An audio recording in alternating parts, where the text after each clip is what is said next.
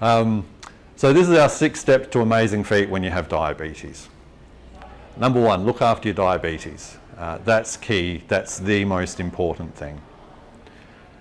Effectively managing diabetes is the best way to prevent diabetes-related complications. All of the research tells us this. All of the studies tell us this as well. I always put this one up here because most of us are very happy to run towards pills and surgery, but the lifestyle change window is fairly empty most of the time. And diabetes certainly, especially type 2 diabetes, is a disease of lifestyle for a lot of people. It's not eating the right foods, it's not being active. And let's face it, our society these days is more about being inactive than it is about being active. Even when I was a kid, you used to have to get up and change the channel on the television. Or the adverts would come on and you'd go out. I don't know. Or the adverts would come on and you'd go off and walk and do something. Now you sit there on the couch, click, click, click, fast forward the advert, or I'll binge watch this entire series. So everything around us is making us more and more inactive.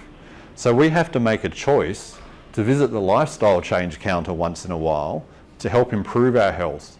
And if people like yourselves are coming to places like this where they've got these great gyms and these activity programs, that makes a huge difference. Huge difference. So really, it's about having as healthy a lifestyle as we possibly can. There are always times where we're going to be sat down on our butts for a while. That's just life in general. But it's all the things we do every day, that 5 or 10 extra steps to do one activity, making the choice to come to a gym and be a bit more active. These things make a big difference, and this is how we minimise the effects of diabetes. Number 2, checking your feet each day. I always recommend twice a day, morning and night. Twice a day basically means we check them in the morning, and you check them at night to see if something's changed.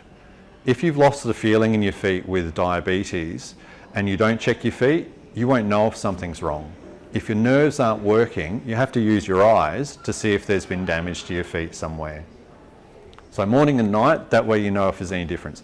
Takes 10 seconds, if that. Quick check, everything's fine, let's get on with life. Step 3, keeping your feet healthy. Wash, dry, clean socks daily. If the skin has less bacteria on it and you accidentally get a cut or a scratch, you're less likely to develop an infection. If we're reusing our socks or we're not keeping the skin clean and healthy, you've got more risk of infection. So a simple thing like keeping the feet clean and healthy minimises that risk. And when you think about it, if you're standing in the shower washing your body, where do all the bugs end up? Gravity has a way of making them end up on your feet. So at the end of the shower, give them a quick wash. Actually, I remember as a child, my parents taught me when I come out of the bath or the shower, to make sure I dried between my toes. Yep. Yeah, make sure they're dry. Yep, absolutely. If you don't dry between your toes, the moisture builds up, you can get cracks and splits, then you can get bacterial infections, fungal infections, whole range of problems. So that one simple action of drying your feet properly minimises the risk of skin damage, minimises the risk of infections. So looking after your toenails, toenails need to be cut the right way. You'll notice throughout life your toenails can change, whether they're becoming thicker or whether they become a little bit more curved in or more ingrown. So what we used to be able to do when we were 20 may not be the same as what we can do when we're 70, 80 or 90 or so. So if you need help, get help. Podiatrists are trained to manage very difficult toenails. So if you're struggling with nails, getting a little bit of help can be a way that we minimise risk. I've seen far too many clients who come in and say, oh, I had a go at cutting my toenails and now I've cut a piece of my toe off. It happens. I mean, I've done it once or twice myself, I suspect. But when you've got diabetes with poor circulation and poor nerves, how are you going to know you've done that damage, apart from if you get a bit of bleeding there?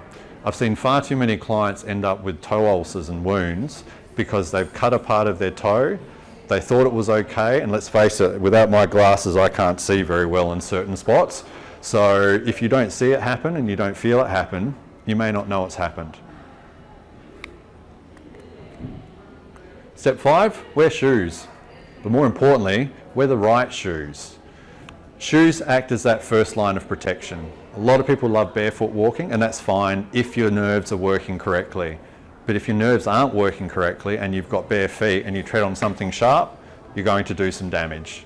If you've got 5 or 6 millimeters of hard rubber or polyurethane between you and the ground, that shoe will get damaged and your foot won't. So having shoes on all the time when you have diabetes is the first step to protecting your feet. But they've got to be the right shoes. They've got to fit your feet. They've got to be the right shape for your feet. They have to be appropriate for what you're doing in them. Do you need a small heel on the shoe? Or That's, proper? yeah, most of the time a little bit of a heel, 10, 15 mil or so. Foot structures are different between person to person, and some people need a slightly bigger heel, some people need a slightly lower heel based on the shape of their foot. And that's certainly something podiatrists can help with by assessing the shape of your foot to see what sort of footwear is going to be most appropriate for you. But having the right shoe on means you're going to minimise that initial risk of trauma, which then leads to all the other potential problems moving forwards. Number 6, have a regular checkup. Depending on your level of risk, so depending on how much damage you've got to nerves or circulation, we usually say 6 months or less. So what we do as podiatrists is we assess the nerve function, we assess the blood supply, we assess the structure of your foot, the shape of your foot, what your toenails look like, your ability to look after yourself, and we determine then a risk score of low, medium or high risk. Low risks means you don't have any complications and you can get about your life quite happily. Medium risks might be 1 or 2 complications that just increase your chance of developing foot problems. High risk means that you've got a lot of risk and you've got a lot of chance of developing foot problems if things don't go well. So if you know what your risk of problems are, then you can start to adjust your lifestyle a little bit to make sure that you're incorporating all the protective mechanisms you need to minimise the problems developing around your feet.